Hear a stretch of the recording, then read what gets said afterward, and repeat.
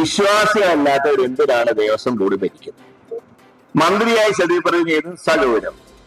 ഇനിയാണ് നാളെ ദേവസ്വം ബോർഡ് മെമ്പറായിട്ട് സത്യപ്രതിജ്ഞ ചെയ്യുമ്പോ ദൈവനാമത്തിൽ. അപ്പൊ അതിന്റെ അർത്ഥം MLA ആവുമ്പോ സഗൗരവം, ദേവസ്വം ബോർഡ് പ്രസിഡന്റ് ആവുമ്പോ ദൈവനാമം, അപ്പൊ തന്നെ കാമദക്ഷ. അതാണ് പറയുന്നത്, ഭക്തന്മാരല്ലാത്തവർ വന്നാൽ കൈയിട്ട് വാരും. ദൈവത്തിന്റെ സ്വത്തിൽ കൈവച്ചോ അതിന്റെ തിരിച്ചടി കിട്ടും. അത് കക്കുന്നനുസരിച്ചായിരിക്കും ശിക്ഷ കിട്ടുക. അല്ലറ ചില്ലറയൊക്കെ കട്ട് കഴിഞ്ഞാൽ കൈക്കോ കാലിനോ പരിക്ക് പറ്റും. കൂടുതൽ കട്ട് കഴിഞ്ഞാൽ ചിലപ്പോൾ കാഴ്ചശക്തി പോവും. വല്ലാതെ കട്ട് കഴിഞ്ഞാൽ ചിത്തഭ്രമം പ്രാപിക്കും. എനിക്ക് അവിടെ മുഖ്യമന്ത്രിയുടെ ചില സ്റ്റേറ്റ്മെന്റ് കാണുമ്പോൾ ഇത് ബാധിച്ചോ എന്ന് ചെറിയ സംശയമുണ്ട്. അതുകൊണ്ടാണല്ലോ അദ്ദേഹം നിയമസഭയിൽ പൊക്കം പറഞ്ഞതിനെ കുറിച്ച് പറഞ്ഞല്ലോ, 8 അട്ടി വെച്ച പോലെ. നാഷണൽ കോൺഗ്രസ് തുടക്കം മുതൽ സ്വീകരിച്ച നയത്തിന്റെ 2ാം ഘട്ട സമര പരിപാടികൾക്കാണ് ഇന്ന് തുടക്കം കുറിക്കുന്നത്. KPCC ചുമതലപ്പെടുത്തിയനുസരിച്ച് 4 മേഖല വിശ്വാസ സംരക്ഷണ ജാഥകൾ സംഘടിപ്പിച്ചപ്പോൾ ഒരു ജാഥയുടെ ചുമതല എന്നെയാണ് പാർട്ടി ഏൽപ്പിച്ചത്. അന്ന് കാര്യങ്ങളൊക്കെ വിശദമായി പൊതുയോഗത്തിൽ പ്രസംഗിച്ചുകൊണ്ട് ഈ കൊടും ചൂടിൽ ദീർഘമായിട്ടൊന്നും സംസാരിക്കുന്നില്ല. ശരി കാര്യം മതിയേറിയിട്ട് പറയുന്നത്, നമ്മുടെ കിണ്ടി വാസുവിനെ അറസ്റ്റ് ചെയ്തുകൊണ്ട് മാത്രം ഈ ചാപ്റ്റർ അവസാനിക്കുന്നില്ല. അദ്ദേഹത്തിന് കിണ്ടി വാസുവിനെ വിളിക്കാൻ കാരണം കോവിഡ് കാലത്ത് ശബരിമലയിലെ ഈ ഖജനാവിന് കാശില്ലാത്തപ്പോ കിണ്ടി വിറ്റ് വരുമാനം ഉണ്ടാക്കിയെന്നാണ് പറയുന്നത്. അതുകൊണ്ടാണ് അത് അന്ന് മുതൽക്ക് കിണ്ടി വാസു എന്ന് അറിയപ്പെടുന്നത്. അപ്പോ ആ കിണ്ടി വാസുവിനെ മാത്രം അറസ്റ്റ് ചെയ്താൽ പോരാ, അദ്ദേഹത്തിനൊപ്പമുള്ള ദേവസ്വം ബോർഡ് അംഗങ്ങളെ അറസ്റ്റ് ചെയ്യണം. അതിന് മുമ്പുണ്ടായിരുന്ന ഭരണസമിതി അറസ്റ്റ് ചെയ്യണം. ഇപ്പൊ കാലാവധി തീർന്ന പ്രശാന്തിന്റെ ഭരണസമിതിയെ അറസ്റ്റ് ചെയ്യാം. ഇതെല്ലാം പുറമെ നമ്മുടെ വാസവൻ രാജിവെക്കണം, കടകംപള്ളിയിലെയും വാസവനെയും അകത്താക്കണം. അതുവരെ ഈ സമരം മുന്നോട്ട് പോകും. ഇവിടെ ഉദ്ഘാടനം പറഞ്ഞൊരു പോയിന്റ് ഞാൻ ഊന്നി പറയാം. ഈ വിശ്വാസികളല്ലാത്തവർ എന്തിനാണ് ദേവസ്വം ബോർഡ് ഭരിക്കുന്നത്? ഞാൻ ഈ സന്ദർഭത്തിൽ ഓർക്കുന്നത് മുൻ മുഖ്യമന്ത്രി ശ്രീ C. അച്യുതമേനോൻ. അച്യുതമേനോൻ ഒരിക്കൽ പാർട്ടി യോഗത്തിൽ ചോദിച്ചു അത്രേ, നമ്മൾ കമ്മ്യൂണിസ്റ്റുകാരല്ലേ, നമ്മൾ വിശ്വാസികളല്ലല്ലോ, പിന്നെ എന്തിനാണ് നമ്മുടെ പാർട്ടി ദേവസ്വം ബോർഡിൽ അംഗങ്ങളാവും? ഇപ്പൊ ഒരു ഉദാഹരണം പറഞ്ഞാൽ, നമ്മുടെ മന്ത്രി രാജു ഉണ്ടല്ലോ, പഴയ മന്ത്രി, അദ്ദേഹം നിയമസഭയിലെ അംഗമായിരുന്നപ്പോ 2 തവണ ഞാനും അംഗമായി. 2 തവണയും അദ്ദേഹം നിയമസഭയിൽ MLA ആയി സത്യപ്രതിജ്ഞ ചെയ്തത് സഗൗരവമാണ്. മന്ത്രിയായി സത്യപ്രതിജ്ഞ ചെയ്തത് സഗൗരവം. ഇനിയാണ് നാളെ ദേവസ്വം ബോർഡ് മെമ്പറായിട്ട് സത്യപ്രതിജ്ഞ ചെയ്യുമ്പോ ദൈവനാമത്തിൽ. അപ്പൊ അതിന്റെ അർത്ഥം MLA ആവുമ്പോ സഗൗരവം, ദേവസ്വം ബോർഡ് പ്രസിഡന്റ് ആവുമ്പോ ദൈവനാമം, അപ്പൊ തന്നെ കാമദക്ഷ. അതാണ് പറയുന്നത്, ഭക്തന്മാരല്ലാത്തവർ വന്നാൽ കൈയിട്ട് വാരും. അതിന്റെ ഉദാഹരണമാണ് ഇപ്പൊ നടക്കുന്ന സംഭവങ്ങളൊക്കെ. പക്ഷെ ഒരു കാര്യം മനസ്സിലാക്കേണ്ടത്, ഏത് മതത്തിൽപ്പെട്ടവരാണ് ദൈവത്തിന്റെ സ്വത്തിൽ കൈവച്ചോ അതിന്റെ തിരിച്ചടി കിട്ടും. അത് കക്കുന്നനുസരിച്ചായിരിക്കും ശിക്ഷ കിട്ടുക. അല്ലറ ചില്ലറയൊക്കെ കട്ട് കഴിഞ്ഞാൽ കൈക്കോ കാലിനോ പരിക്ക് പറ്റും. കൂടുതൽ കട്ട് കഴിഞ്ഞാൽ ചിലപ്പോൾ കാഴ്ചശക്തി പോവും. വല്ലാതെ കട്ട് കഴിഞ്ഞാൽ ചിത്തഭ്രമം പ്രാപിക്കും. എനിക്ക് അവിടെ മുഖ്യമന്ത്രിയുടെ ചില സ്റ്റേറ്റ്മെന്റ് കാണുമ്പോൾ ഇത് ബാധിച്ചോ എന്ന് ചെറിയ സംശയമുണ്ട്.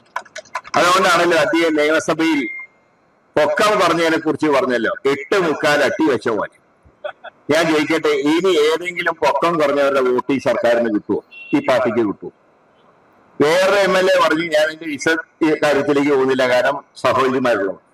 ചില പ്രത്യേക സ്ഥാനങ്ങളിൽ കൈ 2 നഷ്ടപ്പെട്ടവർക്ക് ചില പ്രത്യേക സ്ഥാനങ്ങളിൽ ഉറുമ്പ് കടിച്ചാൽ അനുഭവിക്കുന്ന പ്രയാസമൊന്നും ഇനി വികലാംഗരുടെ വോട്ടും ഈ സർക്കാരിന് കിട്ടില്ല.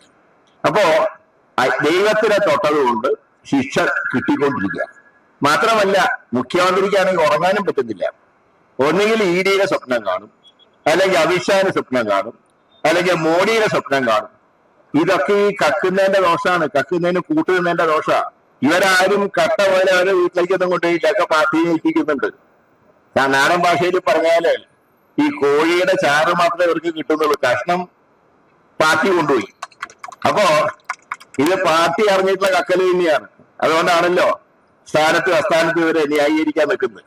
പിന്നെ BJP-ക്കാരൻ സമരം ചെയ്യാത്തതിന്റെ അർത്ഥം ഇന്ന് മനസ്സിലായി.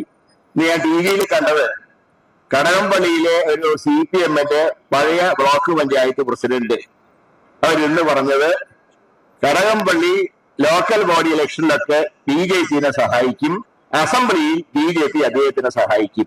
അത് ഇന്ന് ഒരു പാർട്ടി അംഗം മുൻ ബ്ലോക്ക് പഞ്ചായത്ത് പ്രസിഡന്റ് പരസ്യമായി ഇന്ന് സ്റ്റേറ്റ്മെന്റ് ഇറക്കിയതാണ്. അതാണ് BJP-യും മാർക്സിസ്റ്റ് പാർട്ടിയായിട്ടുള്ള ബന്ധം. ഇങ്ങനെ സംഭവം നടന്നായിട്ട് തന്നെ ആരും അറിഞ്ഞിട്ടില്ല, BJP-ക്കാർ അറിഞ്ഞിട്ടില്ല. ഇവിടെ ഒരു ദിവസം മഴയത്ത് വന്ന് രാജീവ് ചന്ദ്രശേഖരൻ ഇരുന്നുകൊണ്ട് പോയി. അതല്ലാതെ ഒരു സമരം ശബരിമല വിഷയത്തിൽ നടത്താൻ BJP-ക്ക് കഴിഞ്ഞിട്ടുണ്ടോ? ഇവരല്ലേ മറ്റേ ഹിന്ദുവാത്തിന്റെ ഹോൾസെയിൽ എടുത്തു എന്ന് പറഞ്ഞത്. ഇതാരും പറഞ്ഞിട്ട് കാര്യമില്ല. ഞാൻ മറ്റേതിലേക്ക് കടക്കുകയല്ല. ആറ്റുകാൽ പൊങ്കാലേനെ അധിക്ഷേപിച്ച വ്യക്തിയാണല്ലോ മേയറായിട്ട് BJP തിരുവനന്തപുരം നഗരത്തിൽ പ്രവർത്തിക്കുന്നത്. അപ്പൊ എല്ലാവർക്കും മനസ്സിലായി ഇവരുടെ ഭക്തിയുടെ ആകെ എത്രയുണ്ട്. അതുകൊണ്ട് ഇത് രണ്ടും കള്ളന്മാരാണ്.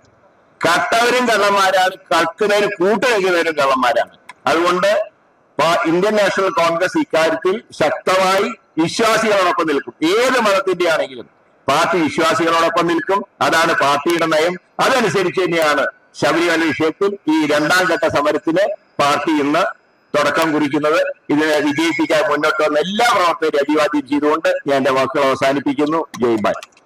സ്വാമിയെ ശരണമയ്യപ്പ. We are here. Our KPCC President Sunny Joseph ji,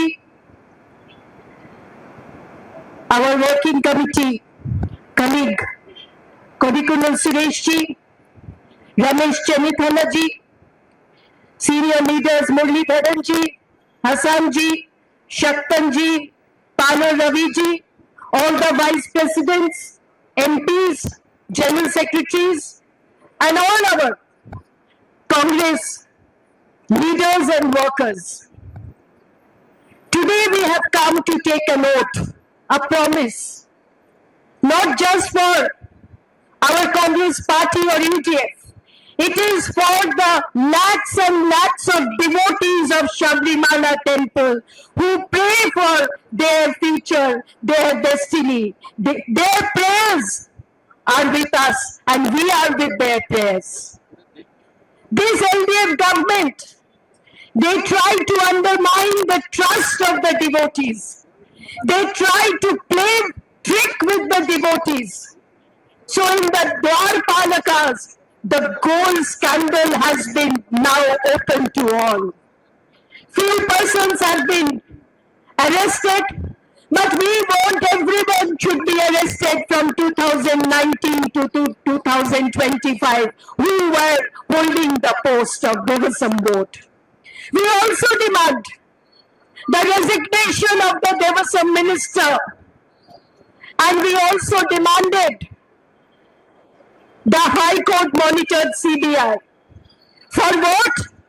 We want people trust to be there for Sabrimala, and it should not be destroyed by this LDF government and by this Devasam minister. So we want him to resign.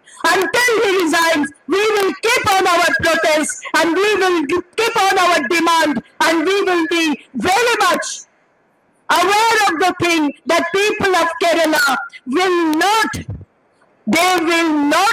give their partisan way, the way the LDF government is going. They will not be standing with them. They will definitely stand with the issues what we are bringing up every day in the local body and also in us coming assembly. Now it is local body election, so I don't want to be more.